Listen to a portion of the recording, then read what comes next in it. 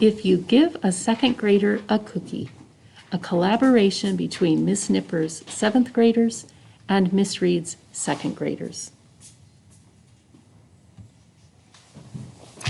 If you gave Cameron a cookie. By Kaydence Nix, illustrated by Camera Wiggins.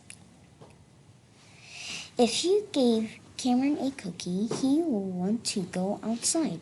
Outside, he will want to jump on the trampoline. Once he starts to jump, he'll feel sick. When he feels sick, he will want to go inside. Once he is inside, he will want to play video games with his mom. Once they are done, Cameron will feel tired. When Cameron is tired, he will want to go to sleep. Once he goes to sleep, he will start to feel thirsty. When he is thirsty, he will go to the kitchen.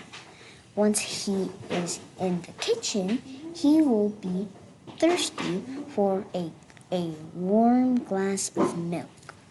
Once he has a warm glass of milk, Cameron is going to want a cookie to go with it.